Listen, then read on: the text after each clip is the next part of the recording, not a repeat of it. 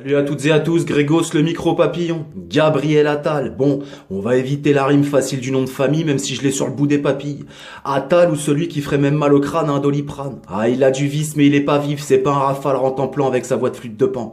Petit décryptage, à chaque prise de parole, c'est une mauvaise blague. À chacune de ses sorties, il t'annonce une nouvelle vague. Dans la vague, le mec c'est la météo des plages, même les surfeurs l'appellent pour être à la page. Ce young leader du Forum économique mondial nous est envoyé sur le devant de la scène politique. Il passe les annonces en éclaireur sur toutes les chaînes pour sa clique qui sème la terreur. Ah, il est menteur et manipulateur, la fabulateur. Le porte-parole du gouvernement, autant dire du vide et du néant, c'est le remplaçant de Sibeth Ndiaye, les deux sont aussi bêtes, deux belles trouvailles, on sait plus si c'est un sketch ou une compète, mais une chose est sûre, c'est qu'il y a rien qui vaille. Là, on marche sur la tête, même carrément sur les cervicales. Ah, il l'envoie au casse-pipe le loustique avec sa tête de cric et son corps de moule bite. Dès que je l'entends, c'est comme une attaque de moustique, il te met dans une ambiance de film à la Stanley Kubrick. On dirait un stagiaire qui anime un rayon Leclerc qui essaierait de nous vendre des éclairs au chocolat avec un goût camembert.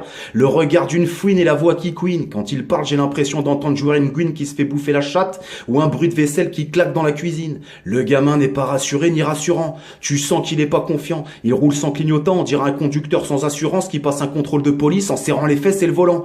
Il essaie de tenir ce rôle comme un vigile, mais c'est pas facile. Quand il intervient, on dirait un poisson d'avril. Il annonce que des mauvaises nouvelles, lui. Quand tu le vois débarquer, t'ouvres pas une bouteille. Tu changes de chaîne ou tu descends les poubelles. Mentir, c'est son métier, mais il le camoufle mal, ça sent fort, ça pue, un peu comme une odeur de pied après une longue journée, et quand tu l'as en travers de la gorge, ça passe mal. Et c'est ce prépubère qui explique à ton père ou à ta mère ce qu'il doit faire ou ne pas faire, sur instruction du roi Dagobert. C'est pas la veste, c'est la culotte à l'envers. On nous l'a présenté comme un porte-parole, mais il n'en porte aucune. C'est un porte-mensonge, mais avec des lacunes. Chez moi, ça serait même pas un porte-manteau, mais un porte-éponge. Et j'assume. Il apparaît inoffensif avec son allure de colibri, mais c'est un colis piégé à l'explosif. Faut pas se fier à la tapisserie. Même si ta mère aimerait l'avoir comme beau-fils, il a les dents qui raillent le parquet et la carrosserie.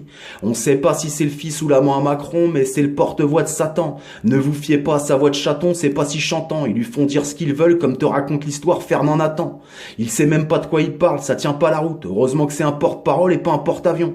Ah, il apprend bien sa leçon et il a l'art d'esquiver les questions. Enfin, quand il y en a. Parce qu'avec les médias, il s'accorde. C'est plus des journalistes, les types, mais des guitaristes. Seuls les pigeons peuvent encore picorer ses mythos. Il est capable de t'annoncer à la fois que l'hôpital est débordé, qu'il ferme encore des lits d'hôpitaux, ou de t'annoncer fièrement que le chômage baisse quand la précarité augmente. Pour résumer, il mente, mais il parfume. On bosse plus pour des prunes, mais pour un thé à la menthe.